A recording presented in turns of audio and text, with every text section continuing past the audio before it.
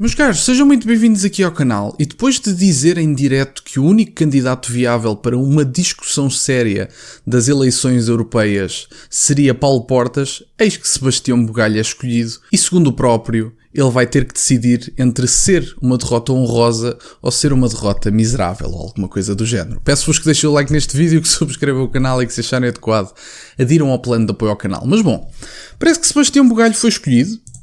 Uma das características que Luís Montenegro apontou a Sebastião Bugalho tem mesmo que ver com a sua capacidade disruptiva, com a sua capacidade de dar opiniões contra a corrente, de alguma forma, e portanto é curiosa esta caracterização, tendo em conta que isso é tudo o que ele critica no Chega. Mas enfim, vamos então ouvir aqui um vídeo do Sebastião Bugalho a falar sobre a derrota flagrante da AD, de umas eleições em que ele não sabia que ia participar, mas pelos vistos vamos ver, porque segundo a opinião do próprio, a AD vai ter que escolher entre uma derrota flagrante e uma derrota honrosa, tendo em conta que Paulo Portas não foi cabeça de lista. Vamos então ouvir. O problema é que quando se tem, como é que eu ia dizer?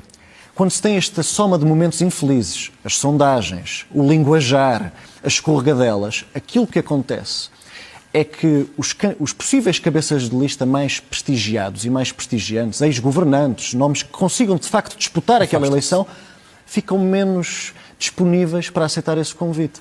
Esse é sem dúvida um dos problemas que sai desta semana de Luís Montenegro. Quem seria a cabeça de cartaz para as europeias para Montenegro fazer um... Ouçam agora. Não digo um brilharete, mas ficar à... Sobreviver. Bem, esse também é uma das consequências desta fragilidade autoimposta que deriva da semana de Luís Montenegro. Como eu digo, autoimposta. Não fugindo à tua pergunta, Teresa. Eu julgo, este talvez seja um primeiro estranha-se, depois entranha-se. Eu só vejo um nome capaz de disputar aquela eleição pelo espaço da direita democrática. E é Paulo Portas. Tudo o resto parece-me ser uma escolha entre a derrota flagrante e a derrota honrada. Aí também há outras opções, mas eu não quero ser antipático e dizer quem é que poderia ser. Bom, meus caros, portanto, Sebastião Bugalho vai ter que optar entre a derrota flagrante e a derrota honrada. Eu acho que é curioso e não vou fazer críticas valorativas sobre o assunto, porque por um lado, e isto até pode ser positivo para algumas pessoas que concordem com este tipo de nomeações, por um lado Sebastião Bugalho não tem experiência, portanto vai ser um teste por parte de Luís Montenegro para umas eleições que eu considero serem importantes.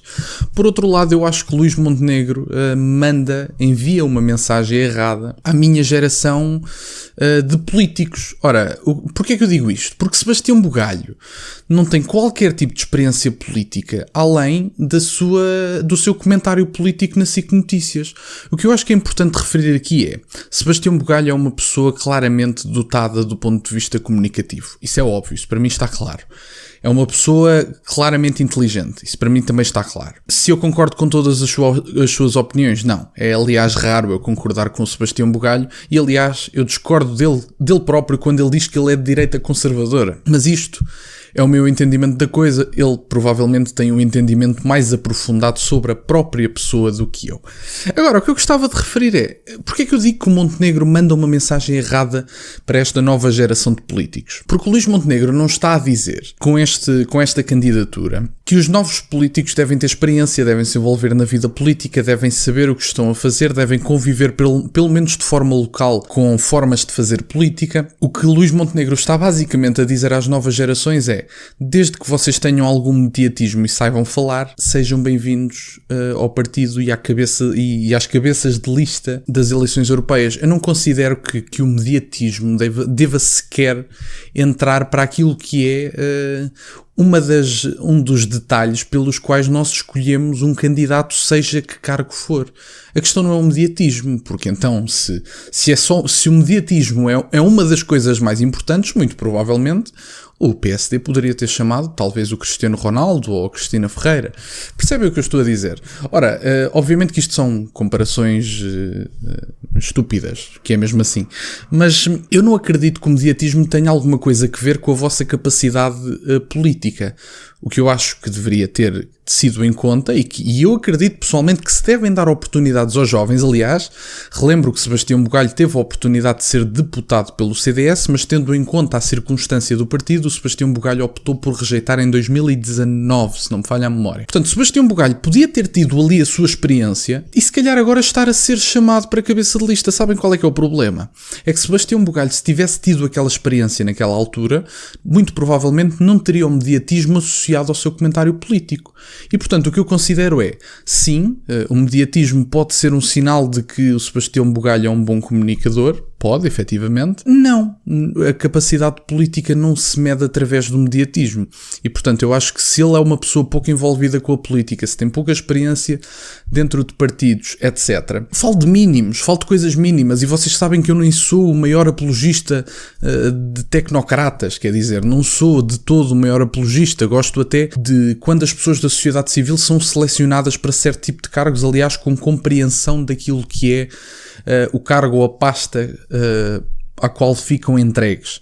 Agora, o que eu acho também é que se nós vamos escolher uma pessoa muito nova, sem qualquer tipo de experiência, única e exclusivamente pelo seu mediatismo e pela sua capacidade comunicativa, eu acho que é uma má escolha e mais, estamos a mandar uma mensagem errada para a nova geração de políticos, porque o que eles dizem é bom. Em primeiro lugar, estão novamente a endeusar, por assim dizer, os meios de comunicação tradicionais. O que é que isto significa? Se vocês querem mediatismo, muito provavelmente vão para os meios de comunicação tradicionais, façam um comentário político e têm aí a vossa experiência política. Eu não creio que se comentário político e experiência política fossem uma e a mesma coisa, treinar uma equipa de futebol e comentar futebol também seria uma e a mesma coisa. Eu acredito que são duas coisas distintas. Isto foi um exemplo muito prático também. E, portanto, o que Luís Montenegro, a mensagem que envia é: bons ou maus, experientes ou não, vocês precisam pelo menos ter algum mediatismo. E eu não acredito que os deputados devam ser escolhidos ou pelo número de seguidores ou pela capacidade de dar opiniões algo controversas nos meios de comunicação tradicionais. Portanto, meus caros, é o que me parece a mim.